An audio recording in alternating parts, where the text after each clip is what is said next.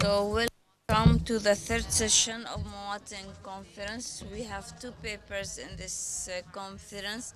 The first we start with Chris, who is a faculty member in the Department of Geography at Durham in Great Britain. ويتحدث اليوم عن جغرافيا الشرذمة والتراب.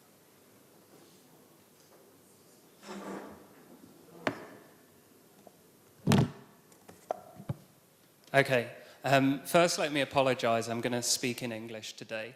But I also want to use that apology as a thanks to the work that the interpretation team who've been hidden away at the back have done all day to allow me to enjoy the talks today. So thank you very much.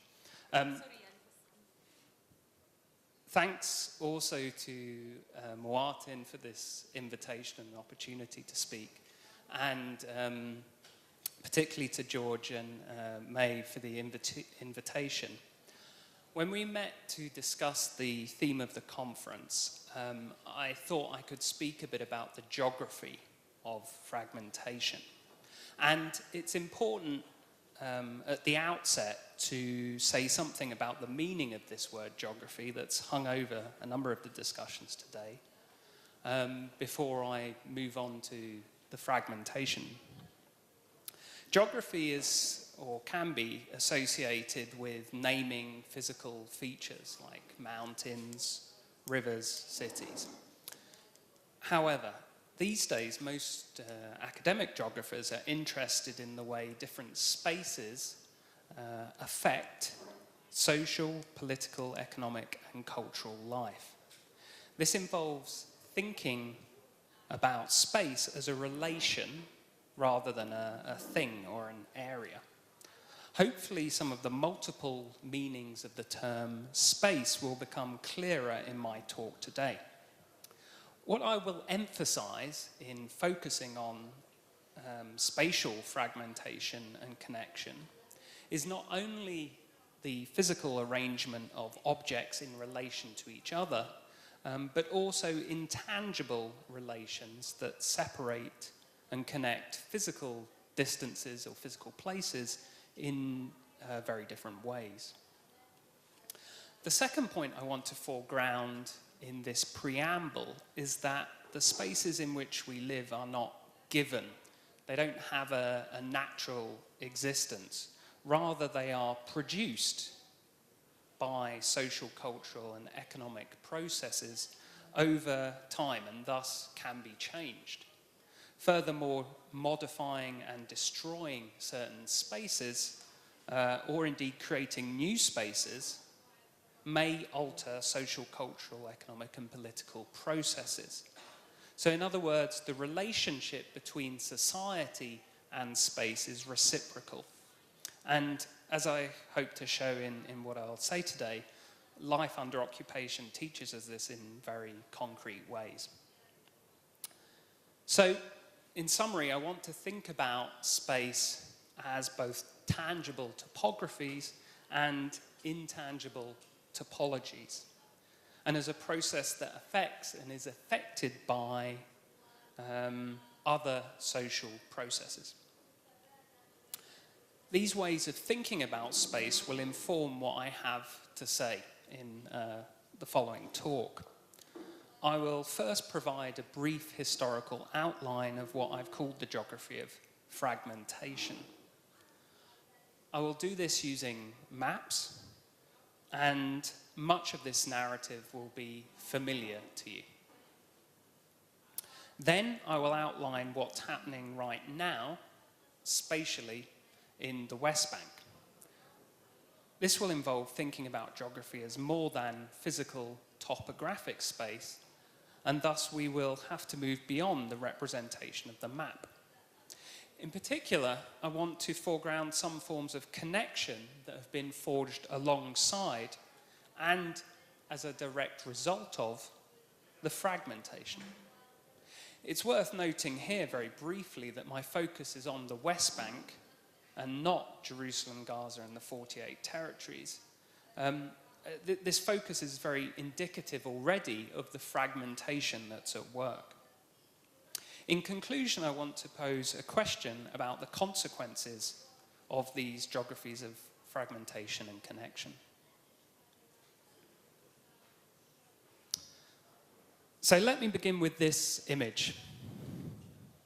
Last week in the Canadian city of Vancouver, the Canadian Broadcasting Corporation reported an emerging controversy after the Palestinian Awareness Coalition placed adverts like this one on the side of public buses in the city. I want to focus on the maps that are being used in this advert. As you can see, this advert reproduces a familiar geographical story about how Palestinian sovereignty has shrunk since 1946. The UN partition plan in 1947, what's listed as stage 2, designates 56% of the land for a future Jewish state. By 1949, the third map, after the Nakba, Israel controls 78% of what was mandatory Palestine, and the final image shows the boundaries of the Palestinian Authority control after the Oslo Protocols 20 years ago. This is one way of thinking about Palestinian geography, and it's very useful for illustrating the extent of the Palestinian dispossession, hence its placement on public buses in Vancouver. It also starts to tell a story about how Palestinian space has been fractured since 1948. It is clear from these maps that what became Gaza and the West Bank were separated conceptually, we could say, in 1947 and actually in 1948. However, it's possible to tell a more complex and nuanced version of this story of fragmentation.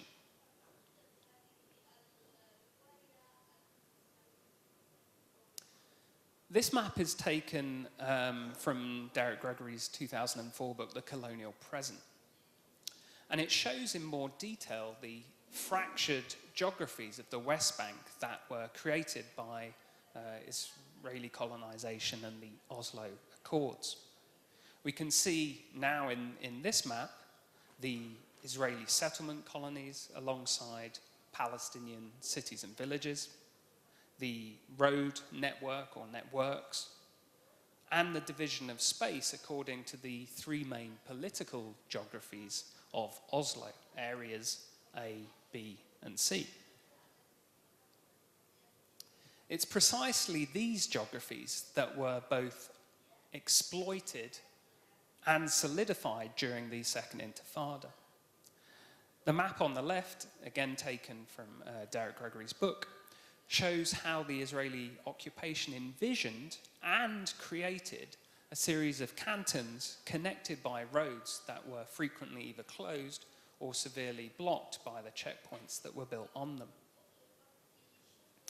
Settlement colonies and apartheid roads striate these cantons. The map on the right by artist, cartographer Julien Boussac represents the same process more satirically. Eastern Palestine, as he terms it, literally becomes a series of islands surrounded by the Sea of Israel. Perhaps the most detailed cartographic representation of the current spatial fragmentation are produced by UNOCHA.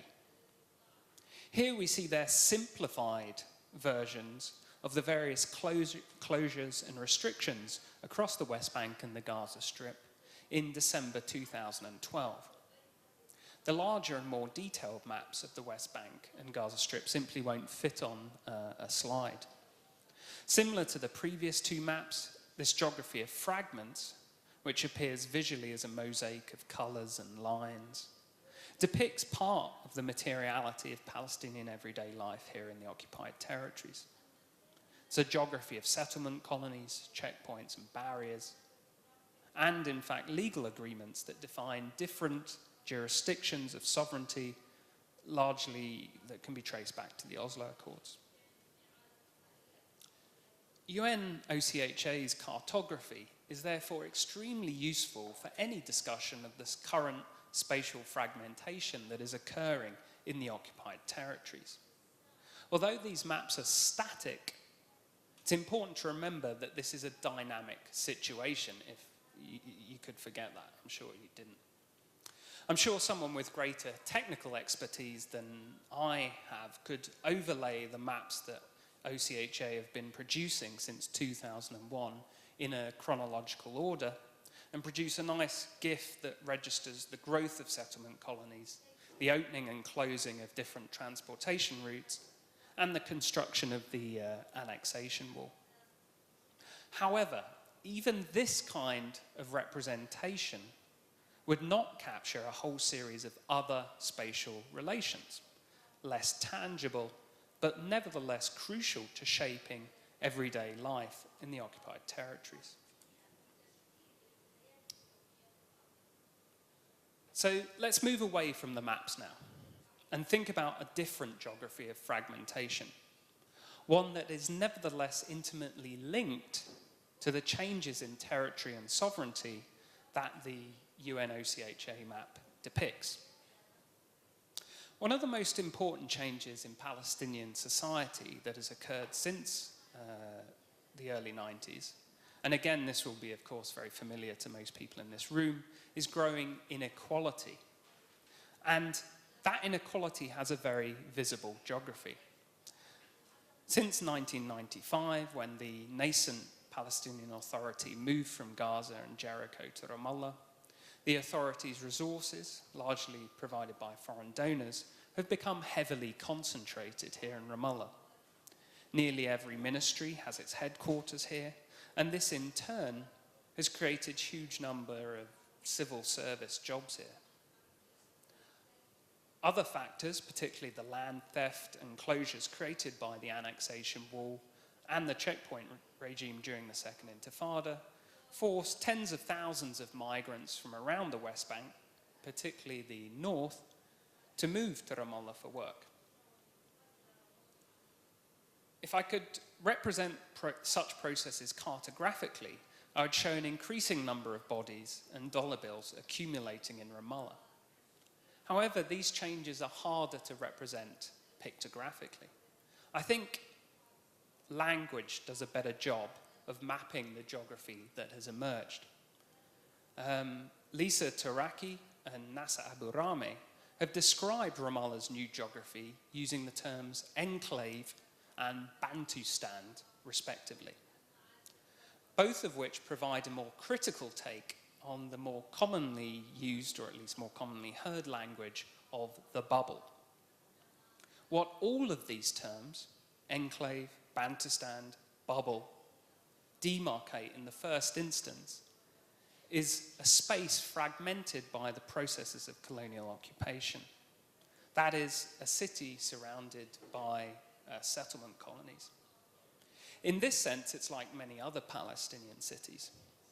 However, these terms that I've just mentioned also point to the specific form of economic, social, and cultural life in Ramallah, sometimes termed liberal or neoliberal, as we heard about in the last session, that is, in most accounts, unlike anywhere else in the West Bank, and I think Raja's paper sort of illustrated that quite well.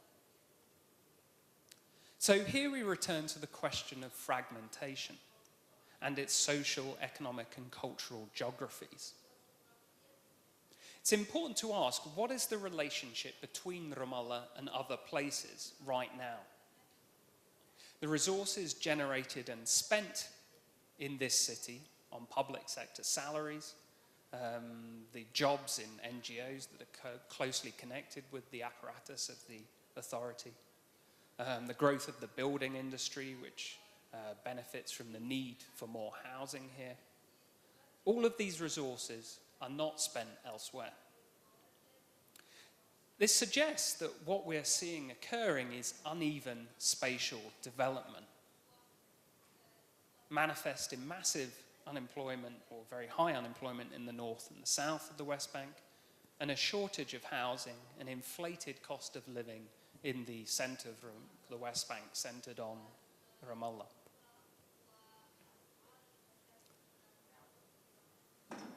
Uneven spatial development is not a problem that is solved quickly.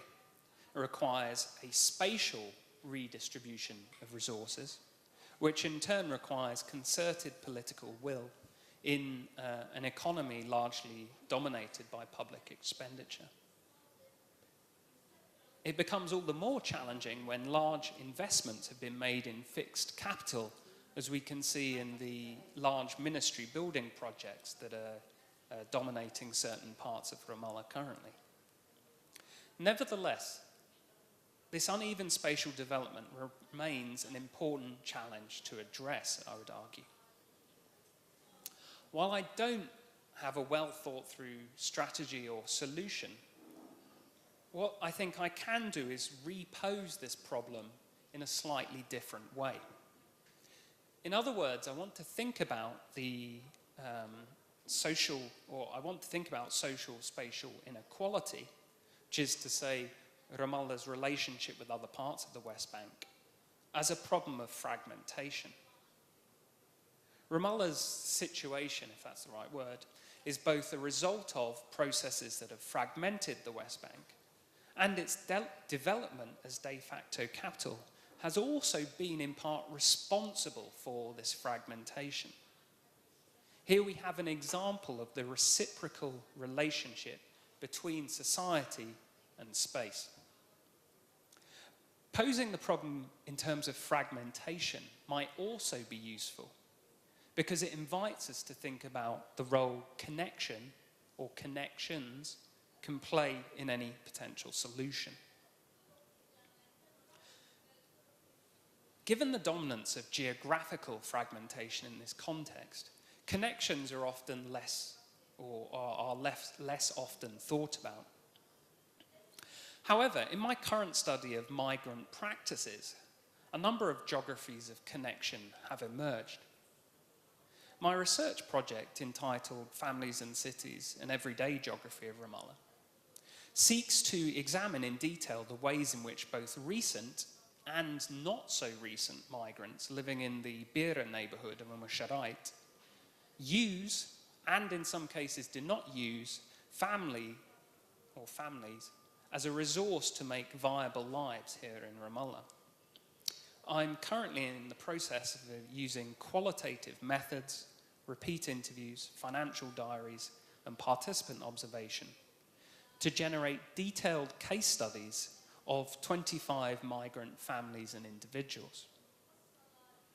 Consequently, what I'm about to discuss is certainly not representative, but I hope it is indicative, perhaps, of broader processes of change.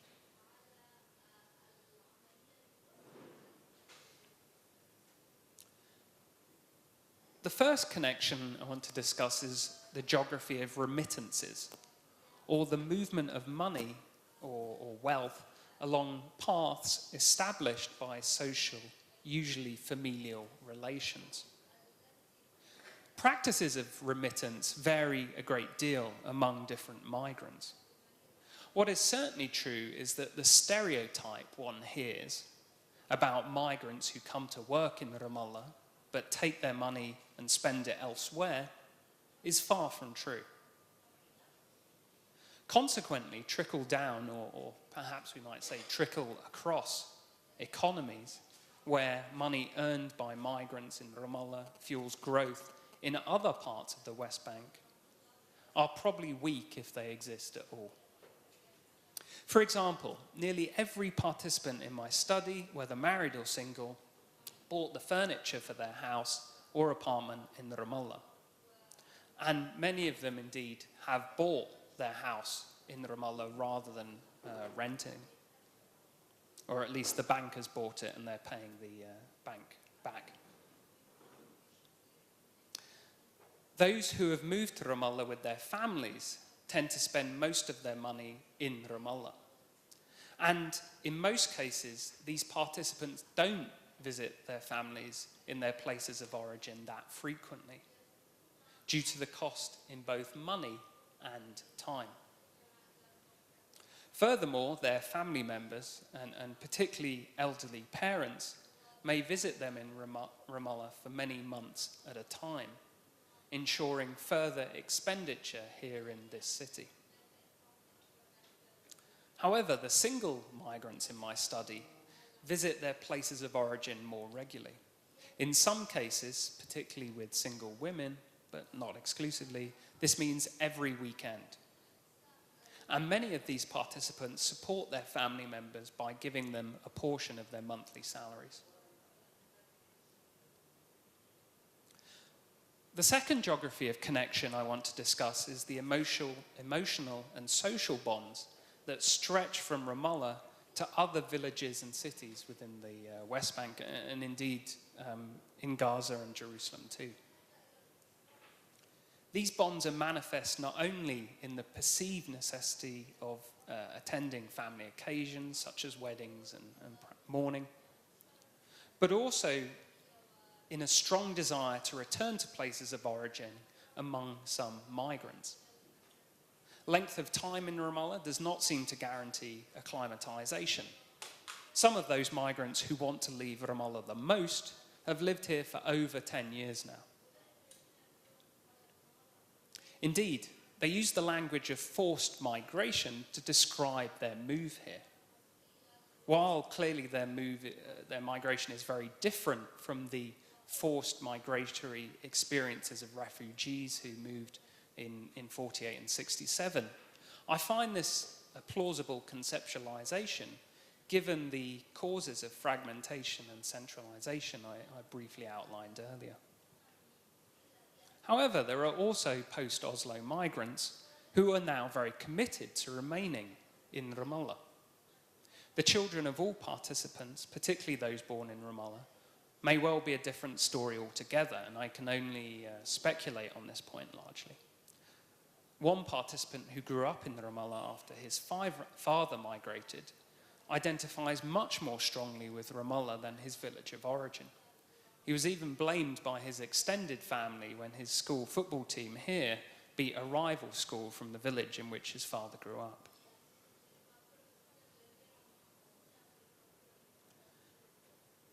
The third geography of connection is the legal entanglements that have become possible between different topographic spaces.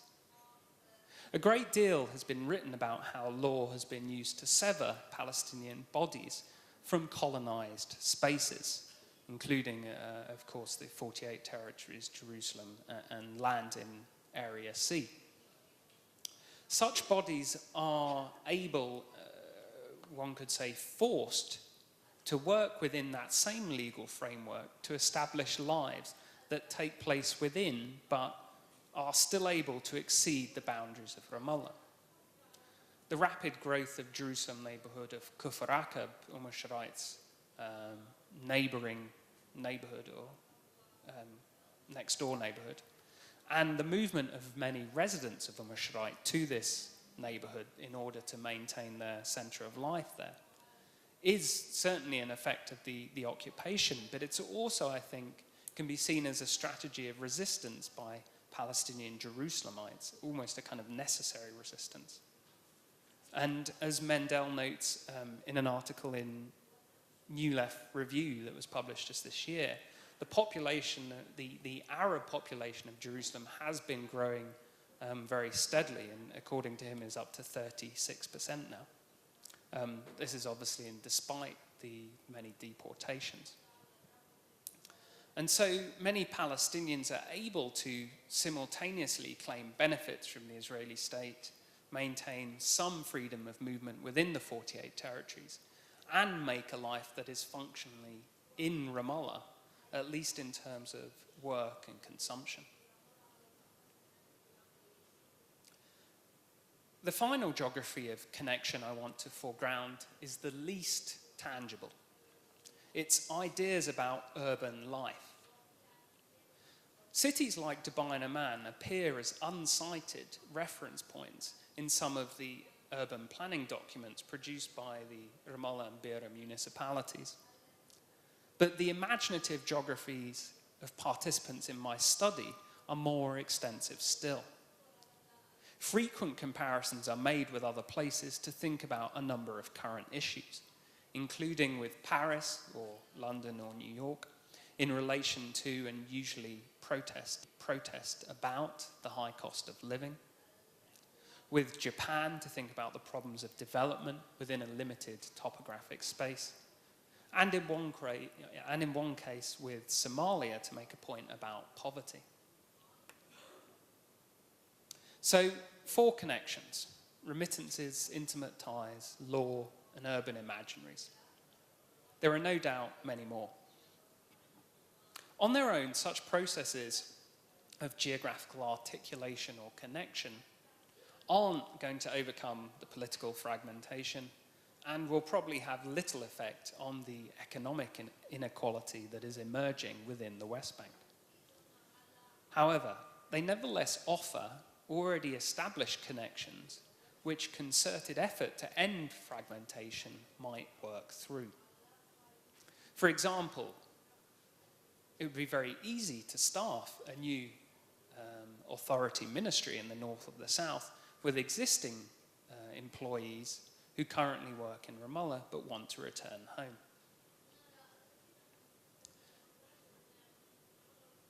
The act or art of connection isn't a general panacea for problems of fragmentation. I haven't discussed, but it's important to note that in some ways Israeli colonialism works through folding Palestinian space into itself, including its land, skies, water resources, Jerusalem. Rather, my key point is simply that it's vital to think about the issue of fragmentation and connection in the same breath as kind of a co-produced phenomenon, and also as a resolutely spatial phenomenon or problem. At the beginning of my talk, I briefly noted how my focus on the West Bank was itself an effect of the fragmentation of the West Bank from Gaza, 48 territories, Jerusalem. Current talk of fragmentation between the West Bank and Gaza often refers to the political divisions between Fatah and Hamas and the development of 2 separate governing bodies. However, as indeed has been noted today, the topographic separation long predated political fragmentation. My intention is not to suggest some kind of crude spatial causation. However, geography clearly played a role. Therefore, the question I want to raise in conclusion is, could processes of topographic fragmentation within the West Bank lead to some similar kind of political fragmentation? Many migrants in my research believe Ramallah has become socially and economically and culturally distinct, separated from and separate from other towns and cities in Palestine. Their lives often actually tell a different story, in which multiple articulations and connections are maintained. But it's not entirely clear how long this situation will last for. Thank you very much. هذا الوضع. شكرا جزيلا. Thank you. Thank you. Now, all talk today is about fragmentation. We're going to start with Nadia Abu Zahr. She's a Palestinian researcher and activist in human rights and a student at the Cairo University. She's going to talk about the relation between the social capital and democracy in Palestine and Israel. Good afternoon to everyone. I know everyone is bored and my paper is at the end, but this is my luck. What can I do? I'm going to talk about the topic, which is more of academic topic, but I'll try to reduce its academic nature. My paper is going to be about the social capital and the proportional relation between this and democracy, in both cases, the Palestinian and the Egyptian. What I'm going to say, well, so many of you will ask why Palestine and Egypt. I know they different. But we'll focus on the social capital because the social capital, there's a proximity between what has happened in Egypt in 2012, 2013, and what is happening later in Palestine. Now, I'm not going to produce academic definitions, but according to the cross-cutting definition, the core of the definition focuses on confidence, cooperation, tolerance, reciprocity. All these things are considered on unity, coherence. The more they are increased, the more social capital will increase. So there are many pivots but I'm going to speak in very brief. The first one is what is the relation of Egypt and Palestine and religion and the social capital and the proportionality. Theorists say that the social capital and its relation with religion, they say religion has a negative role, but some others they say it has a positive one. In Egypt and Palestine, is the role of religion positive or negative? I'm going to explain why there is a difference among these theorists on this issue. And the majority in Palestine and Egypt, the minority are Christians and the majority is Muslims. So the theorists did not differentiate between the religion as a value and as a use, as a political use rather. So as a religion, as values, Christianity and Muslim urge for cooperation, confidence, and tolerance. And you all know these, but in Palestine, there has been a cooperation between Christians and Muslims. If you remember, in the Church of Nativity incidents, Christians and Muslims cooperated together, and there was some coherence, confidence. Everyone was ready to sacrifice himself for the other. And in 1973, in Egypt, or during the British occupation, and there were cooperation. There was a good cooperation between Muslims and Christians. So why did this value of the values of cooperation and tolerance have retreated? Why?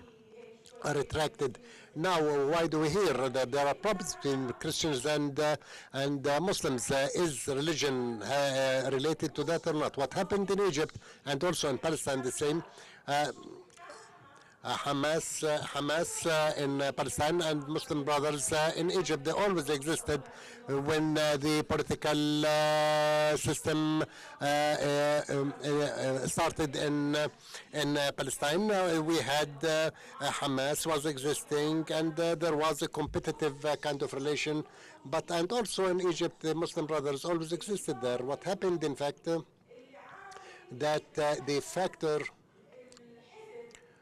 when Hamas took to power and the Muslim Brothers took to power 2004 in Palestine and in Egypt 2012, and so here the touch started. As long as you were out of the power, out of the government, then it's okay. But when you come to office, then becomes the problem. In order to create confidence and to be able to agree on policies, when Fatah was dominating the PLC, there was an agreement, harmony. There were no discussion, no differences among the members of Fatah. And the same thing when Mubarak was there. It was very easy to create harmony among the members, but democracy came to harmonize between contradictors in order to agree with each other and to have confidence among them and to have cooperation among them. The problem, however, is in the in difference of the political program. Now we had a secular and another religious program. So what is this related to democracy? This is the other thing that we're going to talk about. What are the religious things that were used? Hamas and Fatah, what they started using the religion. I'll give an example. In Egypt, by the way, they say that you will, in the elections, they were saying that your vote is something that you will be held accountable in the doomsday. So they started to involve religion in the issue, and they started using religion. Anything that will take place will be attributed to religion. And what happened in Egypt? The churches were burned and were set ablaze, and religion was introduced as related to that. And in Gaza, when the Muslim society was burned. So this created a split, created a crevice when we introduced religion. So this was the beginning of the bad relation. And another thing was what I said, the Islamizing the society. The theaters were set ablaze, and mainly the Adil Imam's theater. And it was said that the Muslim brothers did this. And in Gaza also, Islamizing the society was manifested in separating men and women on the seashore. And but all this affected the relation and the confidence and cooperation between Christians and Muslims, and between the secular people and the others.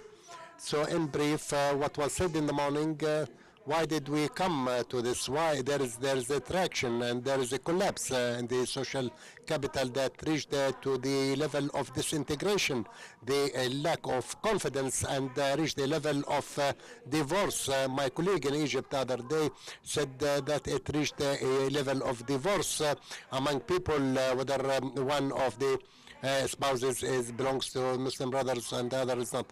So this created a discoherence in the society. I can summarize in a few points what is the relation between democracy and social capital. It is a proportional kind of relation. When this increases, the other increases, and vice versa. Theorists say when the confidence of the opposing party increases in the ruling party, when the more the ruling party is ready to cede the authority if they lose. But here what happens is that Hamas will never cede the power when it comes to office. So they will never.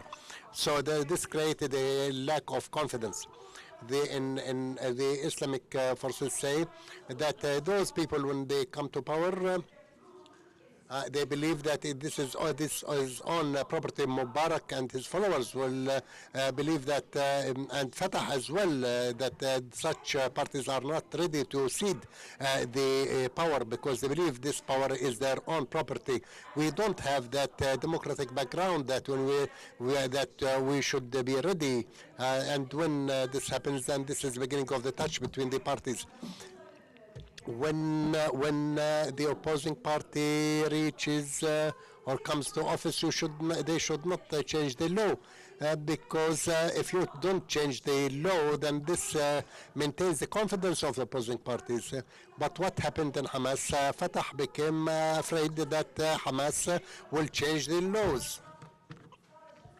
And there was a very and the same happened in Egypt when the Muslim brothers they changed the constitution, changing the law, the constitution. This really undermines. So when those people reach the power, when the Muslims or the secular people, so there should be a social contract, democratic social contract that should be maintained. And another thing, the confidence and between the opposition and ruling party that did not exist. And anyway, violence and strikes should not be resorted to, because the opposing party and the ruling party should have confidence in the army. The creed of the army should be to protect the homeland. So therefore, they should not resort to. Now, it is well known what happened, the monsterization of the security agencies here, what happened. When strikes took place and certain strikes in the Tahrir squares, the army did not interfere. And on the 25th of January, these strikes and sit-ins, when did it interfere in Rab'a al-Adawiyya sit-in strikes? So this created a lack of confidence on the other party because the army was fully in favor of the ruling party. This created a crevice. Okay, another thing. I think she meant in favor of the opposition. What makes me lose my confidence in what can make the opposing party and the ruling party have confidence in each other is the alternation of power. I will leave you in power for your whole period, but in Egypt they did not allow them to finish the 4 years. From the very beginning, opposition, certain strikes, and coup d'etat, they did not leave them for 4 years, whether they succeeded or not. The people will punish those people if they were not able to materialize the program that they promised the people. But so all these things that were done, certain strikes and others undermined that. So those people, this really created or undermined the confidence and led to the retraction of the social capital and led to lawlessness and led to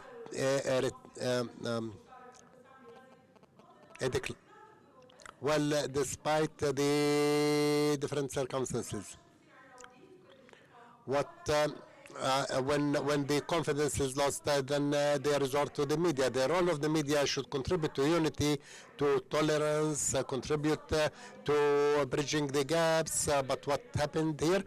Each party has its own media, and the media role contributed to division, enmity, and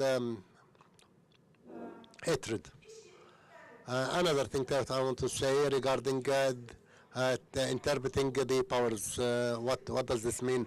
When there's a difference between the opposing party and the ruling party in a parliament, when they differ on interpreting the powers, they resort to the judicial system, and the judicial system should be fully in favor of the people's interest.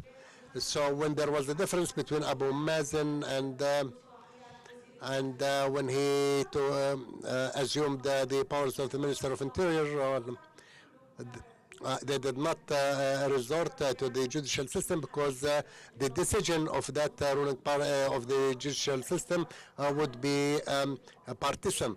So all the elites, or all Hamas elites were saying that they did not have confidence in the judicial system because it was a partisan one. Anyway, the senior people in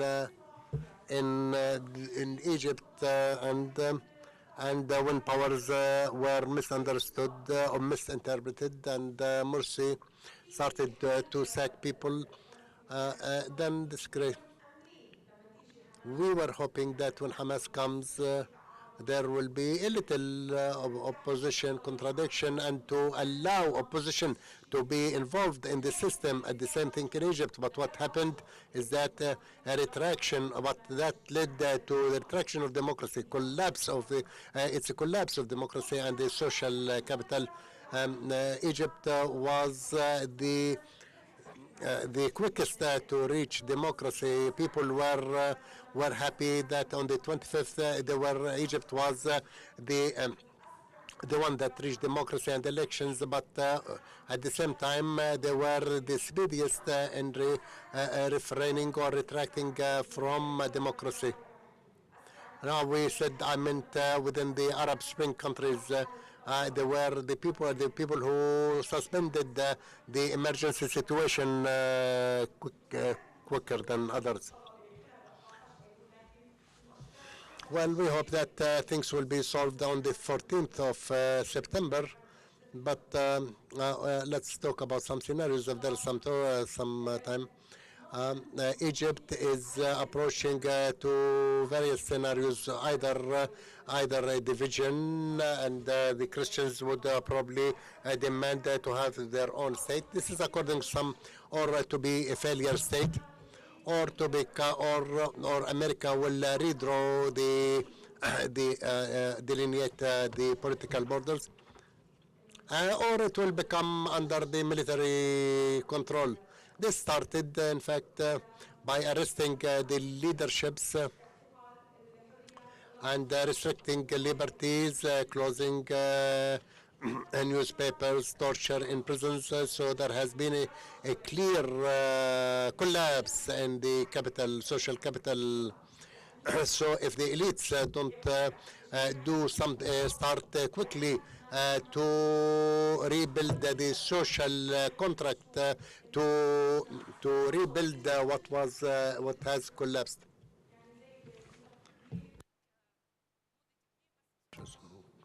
No, so what you build is can easily be destroyed like a bomb that explodes all of a sudden. But in 1 second, everything that things that you built over a long time, it will be destroyed in 1 minute. Please, thank you. Thank you. Now we'll start with the questions. Please introduce yourself first.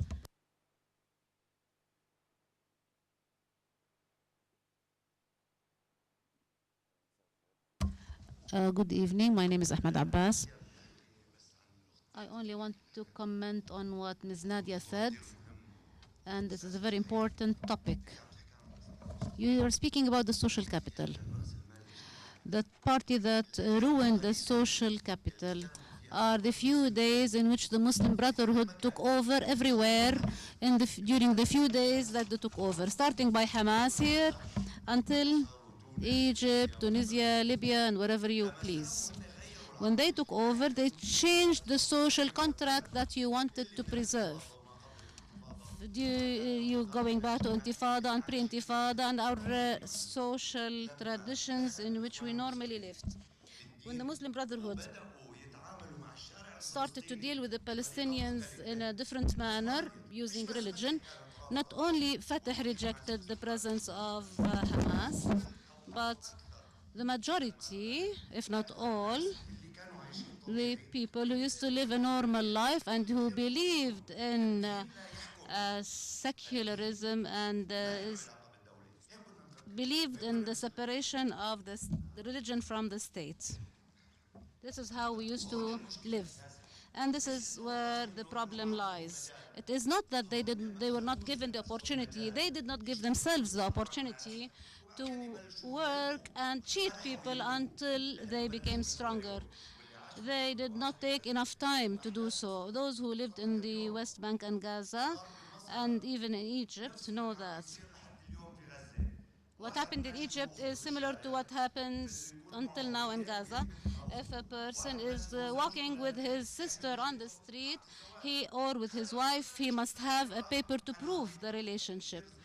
I gave a very simple example, and you can use it as an analogy with bigger examples. The problem is there. It is not in what you said. Before assuming the authority, they promised something and they did something else.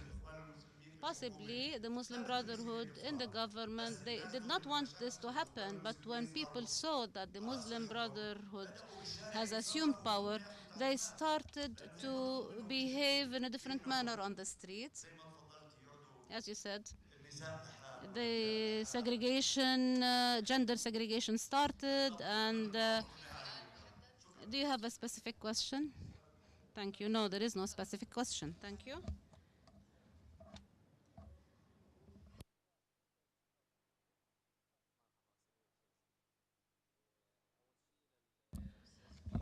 Hello. I welcome you, Mr. Chris, and thank you for your great presentation. But please, let us note what are the reasons for what you said. We started in 1947 until now. Why did we reach this level? We find that there was an international position that defeated us. Also internally, The reason is the policy adopted by the authority in which all resources, both financial and even human, are concentrated in a certain area, in a certain spot, which is Ramallah, maybe because it is the future capital, who knows. But those if you look, of us who look at the Malaysian experience, if we look at Mahathir Mohamad, who built Malaysia from zero, he started using the human capital. And later I will address this issue with Ms. Nadia. Why? Because this is his strength. So he did not look for what is missing, but he used the available resources. And I hope we can take the Malaysian experience into consideration. As for Ms. Nadia, I thank you very much for your presentation. In my opinion, this might be your personal effort, and I appreciate what you said. However, we now have a culture,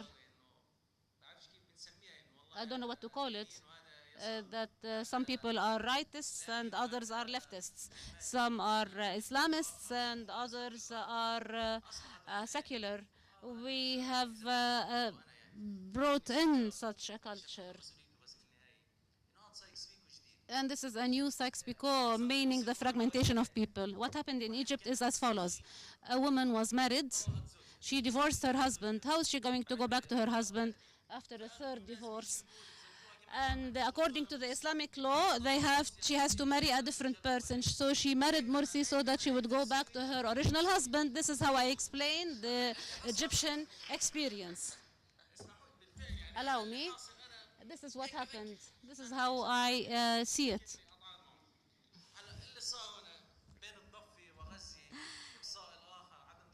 As for the exclusion that happened in Egypt or in Gaza, I'm not a member of Hamas. I am a citizen. In the end, I want to serve my country. If I see a Hamas member who is working for Palestine, I will cooperate with him. And similarly, if I see a Fatah member doing right for his country, but I need to accept the other. All what is happening in Palestine is crisis management. This is yet another Sykes-Picot agreement, not only in Palestine or Egypt, it covers all the Middle East.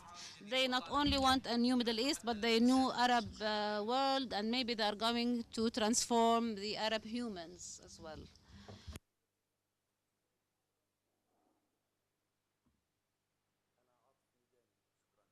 My name is Atif Midani. It seems that Ms. Nadia started her lecture as if, and she played the role of the advocate of the Muslim Brotherhood. Unfortunately, this is how it seemed. This is how you seemed, as if you are the lawyer of the Muslim Brotherhood, and I will explain why. The elections do not mean that they have to serve the whole term. What is democracy? It's a principle of rotation of power and freedom of expression. Sometimes in the well-established democracies, they do not serve the whole term. De Gaulle was elected with very high votes, but when he found opposition in 1968, he insisted on going to elections, and he said, he identified a certain rate. If I don't win this rate, then I will resign. And to serve his country, rather than destroy his country, he resigned because he did not take the rate that he had identified, although he won the elections. In Europe, more than once, few months after elections, they go and repeat elections. The Muslim Brotherhood refused to go back to elections, whether in Egypt or in Palestine. They insisted, and for them, they understand elections as a one-time thing. And in Egypt, and unlike what you said, the president violated the constitution, and he developed a constitution that made him a pharaoh. Under the Egyptian constitution, the attorney general cannot be removed, and he removed the attorney general in a clear violation of the constitution. It is not because the judiciary is corrupt, but he put himself as a pharaoh in the constitution, and he violated all the constitutional principles and refused to go back to the people. Our brothers in Hamas did the same. Haider in Austria, when he won, he could have formed the government, but as a result of the world pressure, particularly the American pressure, he put the interest of Austria to the favor to the interest of his party, and he resigned. The Communist Party in Cyprus wins the elections several times and refuses to form the government to serve the supreme interest of his country. The Muslim Brotherhood does not know any interest of their country. They conspired against their country, and since 1928 until now, they have been conspiring against the Arab countries, and thank you. My first question to you, Dr. Chris. Your subject is a very interesting subject for us who's living here locally. And we could see what you're talking about clearly every day.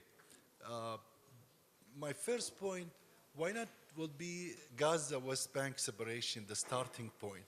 This way the average Palestinian could follow what you're talking about. My second point is there is throughout history another example where we could see it happened to them exactly the same way it's happening to the Palestinian now in terms of fragmentation and disconnection. تجزئة.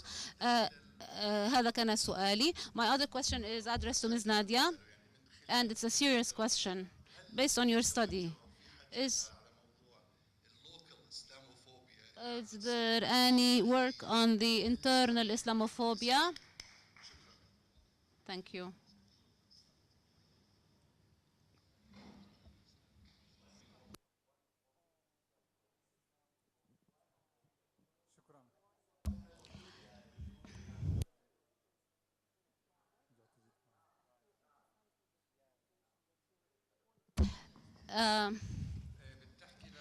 I would like to tell Mr. Chris, and he said that the fragmentation of Palestine started in 1947. The first settlement was established in 18 something, which is Ptah Tikva, where Zionists were planning to occupy Palestine around 160 or 170 years ago.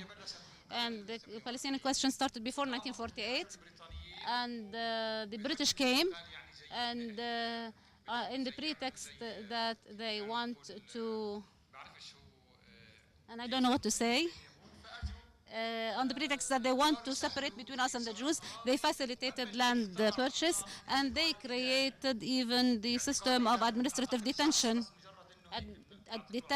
detaining someone without any trial. This is something that is attributed to the British. Regarding fragmentation, Gaza, Jericho. Look at this distance. At least they should have said, for example, all the West Bank and then Gaza, but they said Gaza, Jericho first. But they are separated even before the authority, and it was difficult to exchange visits between Jericho and Gaza. So fragmentation existed. Regarding Ms. Nadia, there was a seminar about the educational system introduced by Hamas. One of the speakers said, I'm against that people who are 15 or 16 years old would go together in a school trip. And the person accused him. Chris, my question is for Chris. Do you think if we assume that fragmentation, geographic, economic, political, is one of the main tools used by settler colonialism in Palestine, and presumably one would assume it's been used elsewhere? So do you believe that, or from your research, do you see that there's any evidence that reconnection and defragmentation, so to speak, has ever been successfully pursued? I mean, or have colonized peoples and areas always been restricted, or the only option has been some sort of resistance, be it demographic resistance, economic resistance, whatever. So there's never been coming back to the question earlier of Samir Haleli, there's no state, so who is going to undertake this reconnection? Are there any successful experiences? South Africa, I don't know. It's something I'm trying to find out. Okay. حسب أبحاثك, we will take the last question. Fine. Let's start with the responses. Chris, would you like to start? Go ahead. بس just 1 minute في حدا اسمه جلال Someone is called Jalal Rumane and he forgot his papers. If any one of you finds the papers, please put them at the reception. Thanks for the questions. I should also say thanks for staying to the final session. I'm sure there's a special place in heaven for those who stay till the end of a conference, particularly when it overruns. I'm sorry I didn't catch everyone's name, so I'll sort of work my way through in chronological order. Apologies, I was struggling to hear a bit. So the first question, I wasn't quite sure of the question. Were you arguing for a kind of concentration on Ramallah, or maybe were you suggesting that because of the international position, the PA didn't have many choices, or I didn't quite fully understand. But, okay. But just in the question of kind of choice, I mean, certainly the PA is kind of operating in a sort of system of obligations, but I think there is kind of sort of some space for maneuver, even if these are small spaces, or I mean, even if we think about the potential just to build ministry buildings, and I know it's a problematic example, and I'll come back to that in the next question. But I mean, there's you know, it's entirely possible to build them elsewhere, and to sort of skip on to a later question about comparison. I wasn't working about this system of fragmentation and the problems of comparison. I wasn't explicitly working with a comparison in mind, but having grown up in Britain, where we have what's known as the North-South divide, the issue of uneven spatial development at a kind of national or even you know, in terms of this fixed space, is one that has sort of exercised British academics, policymakers, or at least some policymakers for a long time. And so certainly there are comparisons in that sense.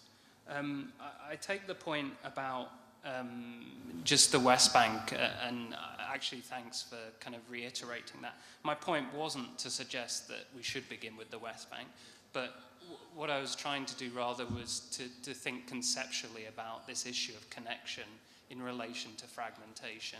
And in many ways, my research, the kind of little examples that show connections, for instance, in terms of family visits that are, you know, I mean, these are small things. They're not adding up to big things, but there's still these kind of instances of connection between the West Bank and Gaza.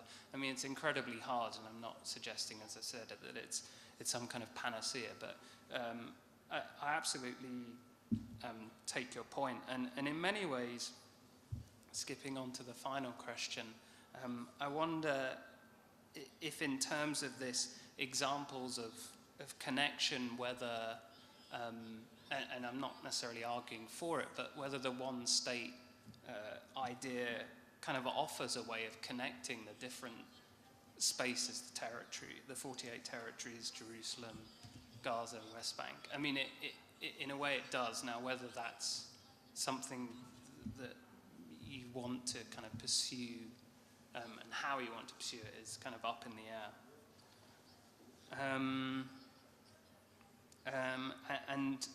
Just with regards to the question about my history of fragmentation, thank you again. I take that point too. I was sort of skipping through very briefly, and there's obviously a much longer history that does obviously begin with the British mandate. And yeah, I think, again, my kind of point was just trying to illustrate a certain kind of way of thinking about space that predominates, and to then that allows me to sort of suggest other ways of thinking about space, but certainly as a history it was inadequate due to its brevity. أبدأ من الإسلاموفوبيا.